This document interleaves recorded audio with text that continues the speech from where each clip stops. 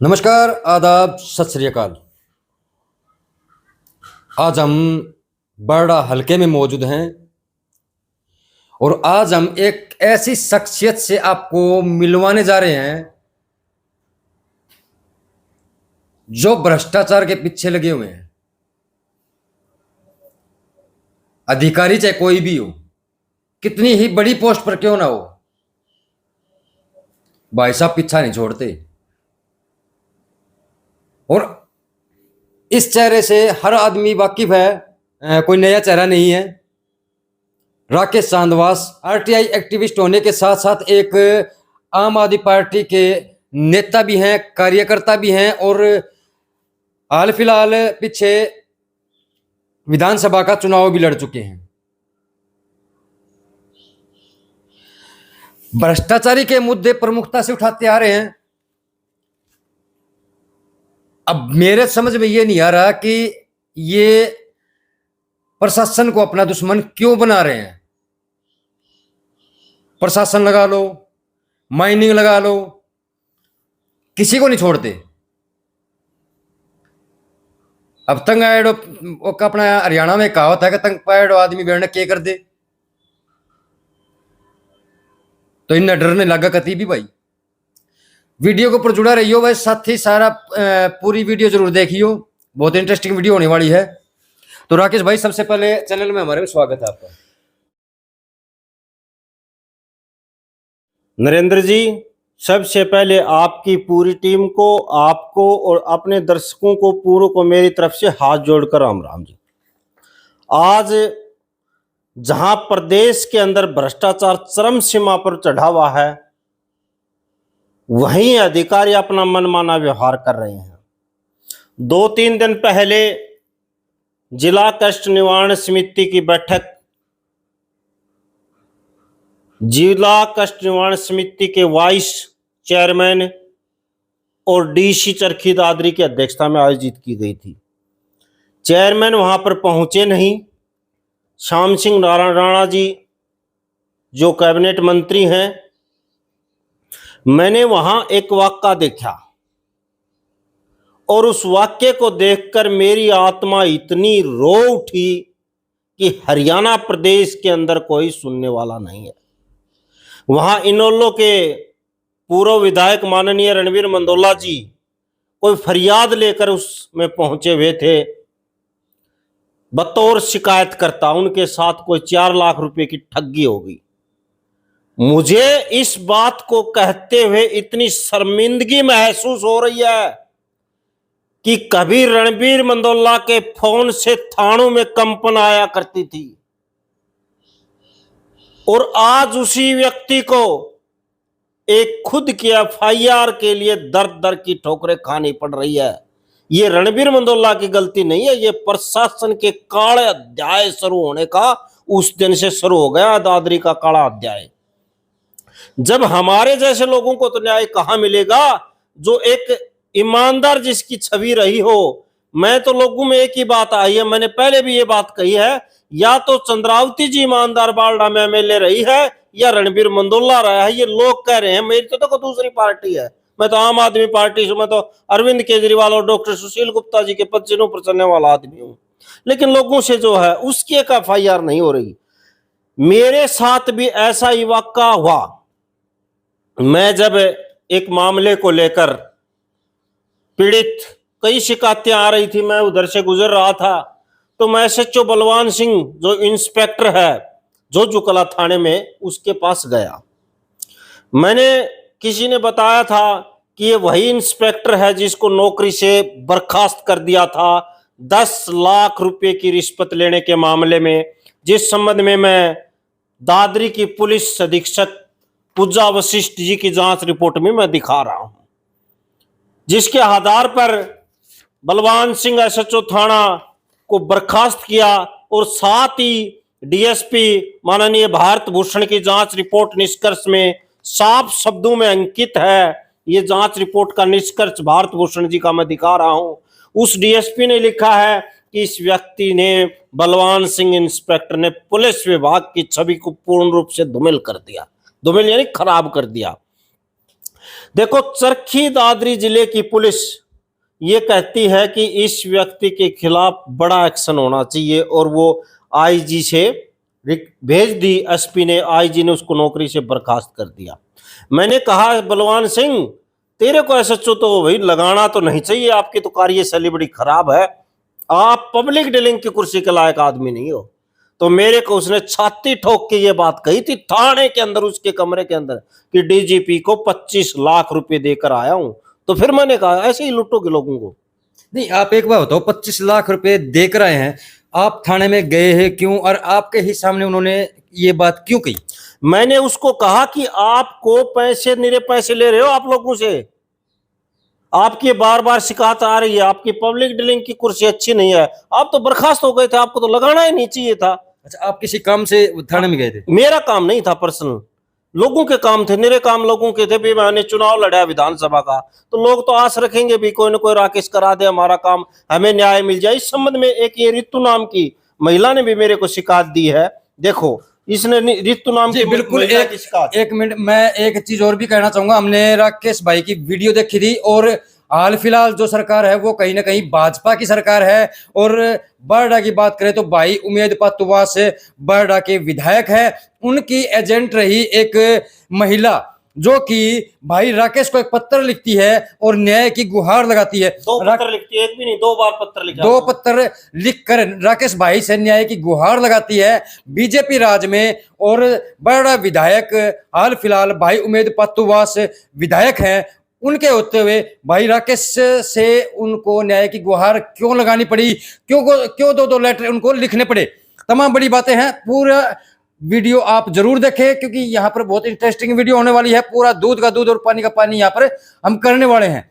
तो भाई साहब देखो जी, नरेंद्र जी, मेरी एक शुरू से आदत रही है कि जब मैं साक्ष्य के आधार पर चलने वाला आदमी हूं और मेरे दिमाग में ये बैठ जाए ना कि ये बात इस महिला की सच्ची है या इस पीड़ित की सच्ची है, तो अधिकारी चाहे कितना भी बड़ा क्यों ना हो, मैं उसके खिलाफ लिखने में हिचकिचाहट नहीं करता। मैं मुख्यमंत्री से भी टाइम मांग रहा हूं, डीजीपी से भी टाइम मांग रहा हूं कि किस प्रकार से इसी व्यक्ति ने आपका नाम लेकर मेरे को कहा। देखो, ये एक महिला थी रितु, ये भाजपा की कार्यकर्ता थी और उमेद पातुवास की एजेंट थी, और साथ के साथ आपको ये भी बता दूं कि ये धर्मवीर की भी एजेंट थी। अच्छा, धर्मवीर की भी एजेंट थी। वो मेरे पास एजेंट का भी मैंने वो उसका वो मंगवाया है, अभी मेरे को दिखाओ तभी तो मुझे पता चले।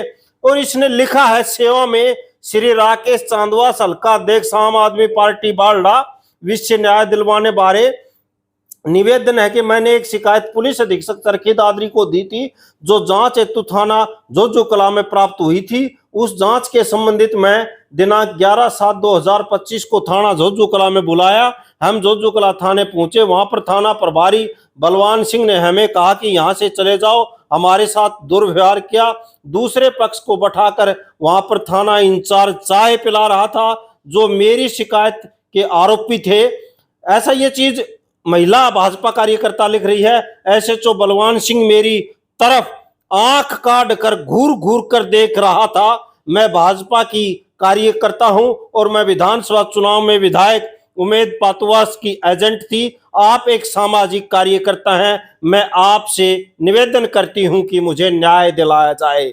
ये भाजपा की कार्यकर्ता कह रही है। मैं एक बात मेरे से पूछने लगा, जी आप हो सकता है कि आपकी कार्यकर्ता हो और आपने ये परी प्लान बनाई हो। मैंने अपनी जिंदगी में जिस दिन वो मेरे ऑफिस, आम आदमी पार्टी के ऑफिस में आकर बाटड़ा में, उसने मेरे समक्ष ये सारी बात बताई और लिखित में दिया, तब से पहले मैं जिंदगी में कभी उससे मिला नहीं, कभी देखा नहीं। उसने जो घटनाक्रम है, मैंने पूछा कि आप मैडम जी कैसे पूछी, लो जी लोगों ने बताया कि बालडा हल्के के अंदर अगर कोई पीड़ित की आवाज उठा सकता है और वो विपक्ष की भूमिका बालडा के अंदर निभा रही है, तो वो आम आदमी पार्टी और आप निभा रहे हो, इसलिए मैं न्याय मांग ले आई हूं। और एक रोचक बात, उसने एक बात और कही मेरे को कि मैं विधायक उमेद पातुवास जी के भाई का फोन करा कर एसएचओ से के पास गई थी कि हमारे साथ न्याय करो। इससे मतलब है कि उमेद की भी नहीं चलती। तो भाई यहाँ पर एक बात जरूर कहना चाहेंगे, ये हमारा चैनल किसी भी प्रकार के विचारों की पुष्टि नहीं करता है और ये वक्ताओं के अपने निजी विचार है। और दूसरी बात करें तो भाई जो थाना एसएचओ है बलवान सिंह, हम उनका भी पक्ष जानने का प्रयास करेंगे कि जो आरोप लगाए जा रहे हैं कहां तक सत्य है, कहां तक असत्य है और कितनी इनमें सच्चाई है। तो राकेश जी, हाँ जी, इसके अलावा आप कल हमें माननीय हमारे डीएसपी साहब, एसपी साहब ने, डीएसपी साहब बालडा, क्या नाम है, सुभाष चंद्र जी की ड्यूटी लगा रखी जांच करने के लिए। मैंने परसों पत्र आया था भी आप जांच में शामिल हो। मैं जांच में कल गया था, डीएसपी साहब को अपने बयान कलमबंद करा के आया हूं। डीएसपी ने मेरी बात सुनी है और सुनने के बाद उन्होंने देखा है, पूछताछ भी करी है मेरे से, और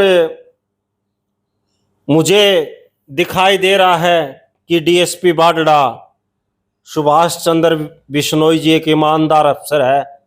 पहली बार उसके कार्यालय में कल गया हूं, उनके व्यवहार बहुत अच्छा था। अच्छा व्यवहार उनको देखने से एक तो दिल में शांति हुई कि पुलिस विभाग में भी बड़ी इंसानियत जीवित है। ऐसा दिखाई दे रहा है कि वो न्याय करेगा, और न्याय नहीं होगा तो वो बाद की बात है, लेकिन मुझे दिखाई दे रहा है कि एसपी साहब ने बड़े सोच समझ के और अपने विश्वास पात्र से जांच करवाने की सोची होगी।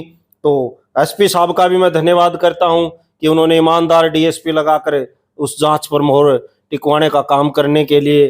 तो मैंने अपने बयान कलमबंद करा दिए, सबूत दे दी। एसएचओ महिला विरोधी, महिलाओं की तरफ घूर घूर कर देखना, आंख काटना, ये एक बहुत बड़ा अपराध उस एसएचओ ने किया है।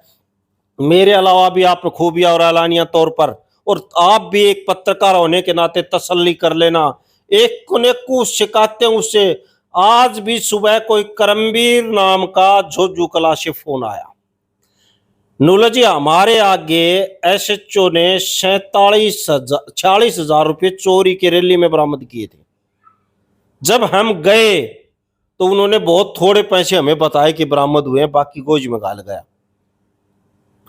नूला जी, महारा भी बहुत दिल करता है कि आपके पास आ जाएं, और हम बड़े दुखी हैं। हमारे पैसे भी चोरी हो गए और पैसों के लिए भी थाने के हम चक्कर काट रहे हैं। पहले भी फोन आया था 2-3 रोज उनका, और आज सुबह सुबह फिर भी फोन आया, लो हमारे साथ भी ये कर रखी है। मैंने भी आओ, डरने की कतई जरूरत नहीं। 1947 में भारत स्वतंत्र हो गया था। आप हर बात को, मैं नरेंद्र जी एक बात और बताता हूं, मेरी करीब 40 साल के करीब उम्र होगी, 10/10/86 का मेरा जन्म है, 39.5 साल का हो गया। मैं जिस दिन से अपने होश संभाले थे और क्षेत्र में जनता, मैं किसी भी राजनीतिक दल हो, चाहे कितना भी बड़ा नेता हो, कितना भी बड़ा अधिकारी हो, मैं किसी की दाब नहीं मानता। मेरा ये है, भगवान ने जितने दिन दे रखे हैं हम शेर की तरह से जिंदगी जिएंगे। न मैं जेल में जाने से डरता, और बलवान सिंह की तो औकात ही क्या है, इतने एविडेंस है। अगर ये मेरी कार्रवाई नीचे मुझे हाई कोर्ट जाना पड़ो, आंदोलन करना पड़ो, गृह मंत्री से मिलना पड़ो, गृह मंत्री का चार तो मुख्यमंत्री जी का, डीजीपी साहब से मिलना पड़ो, एसपी साहब ईमानदार आदमी है, ले करेंगे कार्रवाई, मुझे विश्वास है। एसपी से पर मुझे 100% विश्वास है कि वो कार्रवाई करेंगे, और डीएसपी पर भी मुझे विश्वास है, क्योंकि आदमी के व्यवहार, मैं एक बार एसपी से जिंदगी में एक बार भी मिला हूं, दादी आने के बाद मैं गया था, उनका बहुत अच्छा व्यवहार था एसपी साहब का। लेकिन मैं तो एसपी साहब से ये भी निवेदन करता हूं कि जो आदमी इतने बड़े उसके ऊपर आरोप सिद्ध हो चुके, नौकरी से बर्खास्त हो चुका, उस आदमी को तो एसपी साहब कम से कम अपनी छाती पर हाथ धर के देखो, उसको तो एसएचओ मत लगाओ। जिले में एसएचओ लगाने के लिए बहुत हैं अफसर, उनको लगा दो, आपने जो उचित समझे उसको लगाओ, लेकिन इसको तो कम से कम नहीं लगाना चाहिए। जनता को न्याय नहीं मिलेगा ये रहने से, ये अव्वल दर्जे का भ्रष्ट और करप्ट आदमी है। राकेश भाई, एक बात और भी पूछना चाहूंगा, जिस प्रकार से आप ये मुद्दे उठा रहे हैं, कभी माइनिंग के खिलाफ जा रहे हैं, कभी आप प्रशासनिक अधिकारियों के खिलाफ जा रहे हैं, कभी एसडीएम के खिलाफ भी आप गए हैं, बीडीओ के खिलाफ भी आप गए हैं, यहाँ तक कि पुलिस को भी नहीं छोड़ा, तो इसका अंजाम आप जानते हैं कुछ, या फिर आपके खिलाफ कार्रवाई भी हो सकती है, या फिर जैसे मान लो कोई हमला भी हो सकता है, तो 100 बातें हैं इसमें। नरेंद्र जी, आप पुराने पत्रकार हो और सूझबूझ वाले पत्रकार हो, आपको भी शायद ध्यान होगा कि मेरे ऊपर कितने पहले हमले हुए हैं। ऐसा भी हुआ था कि मैं अधमरा हो गया था, ऐसा भी हुआ था कि लोगों ने मेरे कि आज रांद कटकी मर चुका, ऐसा भी वाक़ा आपने देखा होगा। मैं दादरी के अंदर जब एडमिट हुआ, ऐसा भी वाक़ा देखा होगा कि यहाँ डीएसपी हुआ करते थे रमेश इलाहाबादी दादरी के अंदर, उनके नेतृत्व में पुलिस के बल भर के आया था, छावनी का रूप बन गया था दादरी हॉस्पिटल। जब मैं एडमिट हुआ था भारी भरकम पुलिस की ड्यूटियां लगाई गई थी। तो मेरे साथ तो ये घटनाक्रम लंबे समय से होता आ रहा है। मैंने तो एक ही बात मन में ठान रखी है कि एक दिन तो सबने मरना है। मैं मेरी इस शरीर से और मैं मेरी ताकत से किसी को न्याय दिला सकूं। जब किसी पीड़ित को न्याय मिलता है तो मेरी बड़ी आत्मा खुश होती है। जैसे न्यू कहने का अगर भाई जाडो आ गयो इब किसी ने 10 किलो घी दे दो, तो मेरा तो सोच लो जिस पीड़ित को न्याय मिल जाता है 10 किलो घी वर्गो मिल जा। एक मेरे से कहने लगा गायक, लो भाई राकेश तू आग बबूलू रहे जा 24 घंटा अधिकारियों के खिलाफ बुलानो दिकड़ो मुकड़ो, किसानों की आवाज उठाना हो और कुछ काम करना आप लगे रहते हो। मैं लो भाई जिस दिन मैं जाम्यो ने उस दिन मेरी माँ भी रोई थी, वो के जाम दियो। तो मैं तो ये बात कहूँ भाई, जितनी मेरे हाथों से पीड़ितों को न्याय मिलेगा मैं न्याय दिलाऊंगा। तो भाई जितनी भी ऑडियंस हमारे साथ जुड़ रही है, आपने के लगा है जो राकेश भाई ने कदम उठा रखा है वो सही उठा रखा है या गलत उठा रखा है। और इनके ऊपर पहले काफ़ी पहले भी हमले हो चुके हैं, मर का बच लिया, और उसका बावजूद भी इन्होंने काम अपना जारी रख रखा है, पीछे नहीं हट रहे। तो भाई जितने भी साथी जुड़ रहे हैं कमेंट बॉक्स में अपनी राय प्रतिक्रिया जरूर दियो।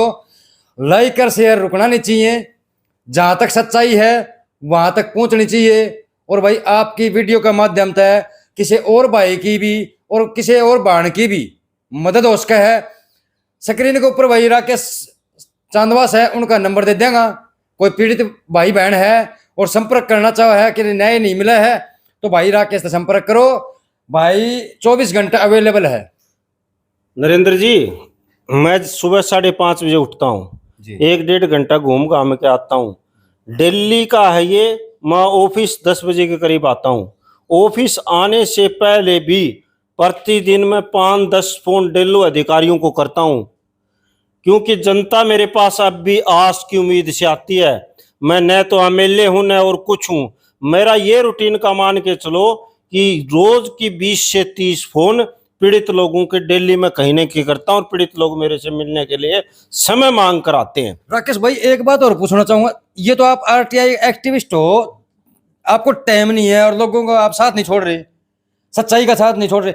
अगर बड़ा हल्के की जनता अगर आपको विधायक बना देती तो कैसा रूप होता आपका? बारडा हल्के के अगर जनता मुझे विधायक बना देती और अधिकारी मेरे दिमाग में ये जज जाए ये अधिकारी गलत है तो उसकी चटनी मैं बना देता। ये गारंटी के साथ मैं कहता हूं।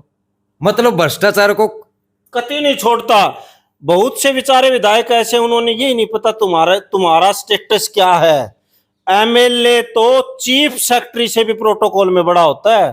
और हाल ये है कि तहसीलदार एमएलए आज एमएलए बेचारे मुवेद पातवास देखो, मैं तो बेचारा ही कहूंगा उसको, या गऊ का जाया कह दूं तो अतिशोक्ति नहीं। उसने एक वीडियो के लिए धरने पर बैठना पड़ा, इससे बड़ी शर्म की बात नहीं हो सकती। विपक्ष का एमएलए बैठ जाए कोई बात नहीं, अरे सत्ता पक्ष का एमएलए वो गऊ का बेचारा माननीय हमारा विधायक उमेद पातुवास जी, हमारा प्यारा, क्या क्या कहूं उसके लिए, उसने धरने पर वीडियो के लिए। लेकिन विधायक जी से मैं एक निवेदन करना चाहूंगा, जनता ने हमें तो नहीं बनाया, तो विधायक जी हमारे टक्कर में चुनाव लड़ रहे थे तो हमारे तो आदरणीय है, वो भी जनता ने उन्हें बनाया है 5 साल के लिए। तो विधायक जी से मैं ये निवेदन भी करना चाहूंगा कि जिंदगी में आपने सबसे बड़ी भूल की है तो ये की है धरने पर बैठकर। आपने एक ईमानदार बीडीपीओ स्वाति अग्रवाल को यहां से तबादला करके कुछ लोगों के कहने पर एक भ्रष्ट और करप्ट अव्वल दर्जे का चोर अग्रोहा के थाने के मुकदमे में हिसार जेल में 1 महीने तक रहा बीडीपीओ मनोज कुमार बाडडा को आपने यहां लाकर सबसे बड़ी जिंदगी की भूल कर दी। अग्रोहा थाने का मुकदमा एफआईआर की कॉपी 1 महीने तक जेल रहा, सेशन जज के आदेश सारे मेरे पास विराजमान है। पीसी एक्ट भ्रष्टाचार एक्ट की धारा में बंद रहा, जिसने 5 लाख शायद 80,000 रुपए का गबन किया हो, उस आदमी को बाडड़ा के अंदर वीडियो लगा दिया मनोज कुमार को। इससे बड़ी शर्म की बात नहीं हो सकती। मैं आपके चैनल के माध्यम से और उमेद पातवास का छोटा भाई होने के नाते मैं निवेदन करता हूं कि कम से कम आपकी छवि बरकरार रहे, वीडियो को तो यहां से चलता करें। जी बिल्कुल, आपके तमाम जो बातें हैं वो आपके समक्ष हैं, और भाई पहले भी बताई थी और भी फिर बताने ला रहा हूँ, लाइक और शेयर डटना नहीं चाहिए। कमेंट में अपनी राय प्रतिक्रिया जरूर दो, क्योंकि राकेश भाई किससे ने कौन छोड़ रहा भाई। जो हवा जो चक्की पिस्सा है ना पा, उसके अंदर गेहूं गिरा तो चाहे घूण जाओ और चाहे चनो जाओ और चाहे किम्मी जाओ, मैं पिसेगो। तो राकेश भाई की जो उसमें भाई के नाम चरक में चढ़ गए ना, वो गैल पिस तो जागो भाई। तो भाई वीडियो ने दबा के शेयर कर दो, और चैनल ने सब्सक्राइब नहीं किया जल्दी से सब्सक्राइब कर लो। मिलांगा फिर ब्रेक के बाद, तब तक के लिए जय हिंद, जय भारत और जय गौ माता भाई।